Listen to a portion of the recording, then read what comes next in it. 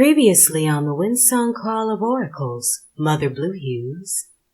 Every iconic deed and organization built to last had some help from the heavens. As a Zeta lady myself turned mystic priestess, it is my honor and privilege to share with you in this special edition of my mystic diary the cosmic alignment surrounding the founding of Zeta Phi Beta Sorority Incorporated. My Mystic Diary, your haven for spiritually symbolic reading. This is the Windsong Crawl of Oracles. Welcome.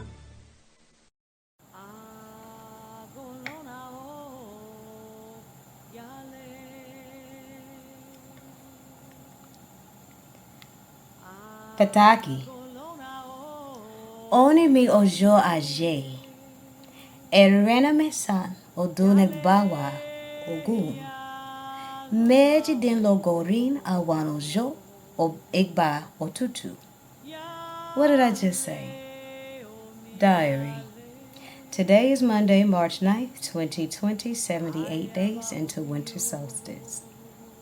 Spring is right around the corner, but tonight I came to talk to you about the moon that's hanging over our heads tonight. It is the first supermoon of 2020, very close and high in vibration, and it's nicknamed the Worm Moon. Now, why is it called the Worm Moon? Because the final moon, full moon of winter solstice, is the one that melts away the ice of winter. Not just the physical ice, I mean the spiritual energies of hibernation, rest and reflection. It melts away that spiritual ice. But physically, when the ground is frozen and the full moon comes, the last one of winter solstice, the grounds are warmer, the sun within the earth heats up, and the worms come to the top. And that's a good thing, because the worms eat all that's dead and turns it into fuel, fertilizer, to birth more new living things. Don't take my word for it. Ask the gardeners. The best soil has all the worms in it. It works underground, and you see their blessing when the sprouts come over the earth's surface. But tonight, the spiritual powers that be have brought the very underground of the earth to the top of the moon. Now, two other nicknames for this moon are the Crow Moon and the Storm Moon, and those will come in later diary entries. I was more intrigued by the worm. Maybe because I used to love to dig them up and play with them when I was a little girl, but I digress from my point.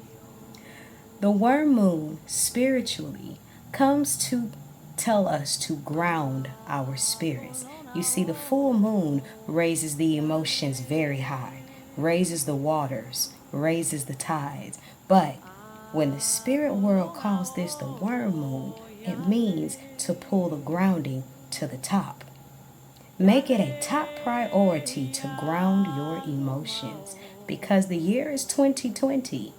22-4 is a master number, number of the master builder, number of mass justice and manifestation. So it is very important to ground your emotions, because the universe is going to respond to the vibration and not the emotions behind them. Now, if emotions are imbalanced, they can be channeled into creating positivity, just as the worm is within the earth, transforming the corpses and the plant mulch and as much waste as it possibly can into fuel for growing new flowers and new fruits and things that the earth does need to sustain itself. Such is the same in the spirit world. So when the worms are on top of the moon, which is the last moon of winter solstice, that calls your attention to transform all that's dead, all that's old, all that's negative into fuel for your new beginning. Let's talk about a little numerology. The day is 3/9/2020. That day adds up to a 16, Kinkamani shade of those who understand that, 7. 7 is the number of divine completion. So, while the tides are high tonight, the full moon energy, with the grounding of the worm combined with it. This is an ideal time to put everything down and do some meditations on closing loose ends, that divine completion. Understanding what things undone that need to be left undone, maybe connections with people that need to be fixed, maybe truths within your own spirit that need to be revealed and embraced. This is an ideal time to do such a thing. Tonight also bids farewell to Mercury retrograde. So those of us that align with the retrograde energy and took the time to rest and reflect, reverse, and align with the messenger of the planets can see its significance, because tonight's full moon is in, you got it, the house of Virgo. And what's Virgo ruled by? Mercury. So Mercury just got done moving backwards, and tomorrow it will be headed back into its direct zone. So don't just thank the full moon for bringing the worms to the surface. Also, thank Mercury for the time to rest and reflect on the things that need to be tied up to contribute to your new beginning.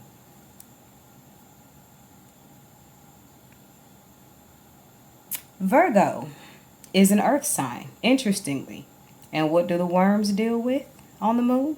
The earth, transforming the earth. So that also speaks to body healing, transforming what's dead into spiritual energy within.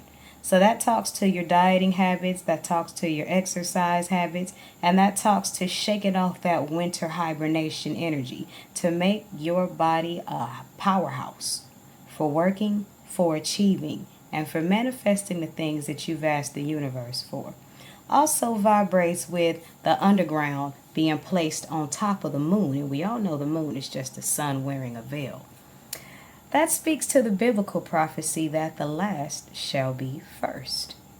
So if you've been underground doing your thing for quite some time, fret not, you have not been forgotten. The question is how much do you believe in yourself, and you believe in your ancestors and the spiritual powers that be to bring you what you've manifested, what you've asked for? And that's only half the question. Because once you manifest it, what are you going to do with it? Will you use your wishes to make the world a better place, or will it be a snack for your ego? The crossroads await. Moving forward, one more thing I want to share with you before I wrap up this quick video and get right back to work. I did a tarot draw on tonight's energy, and the card that I drew was the Priestess of Cups. As you can see, it showed up facing the north, and as you can see, the priestess is half person and half fish, swirling in this portal of transformation, which is also the waters, under a what? You got it, a full moon. Now the cups is the suit in the tarot that deals with waters, as does the moon with moon days energy. And it also deals with the womb, not just for female energy, but for men. When cups show up for you, it's a symbol and a sign from your emotional nature, your nurture, okay? And with this card facing the north, meaning it's upright, it means to allow yourself to sink into that deep place in your being. Pisces allows for that, for dreams, for visions. So this is an ideal time to close down loose ends at daily number 7. And in this season, we are entering the third decan of Pisces season, which takes us halfway into the sub-ruling waters of Scorpio. So Mars is already getting us ready half a season ahead. In doing that, this card is letting us know that on tonight's full moon, it's okay to sink into those deep places in your emotions, those vaults that you are afraid to open, and tie those loose ends and let that pain and let those dead things be transformed by the worms on top of the full moon to bring you your beautiful new beginning. Thank you for taking a moment to listen to this special report on tonight's full supermoon of 2020. And those of you that aren't busy tomorrow, join me on kpft.org for your Peridot Poultice, a Tuesdayly taste of mystics, rhyme, and groove. Also, on March 21st, if you're in the Houston area, I'm having a little get-together, a few special people, having a New Year's party at the Divine Black Queen's Garden. See my Facebook for the flyer event and more details. And until then, may love, light, and peace follow you in all of your paths of life. Ashe.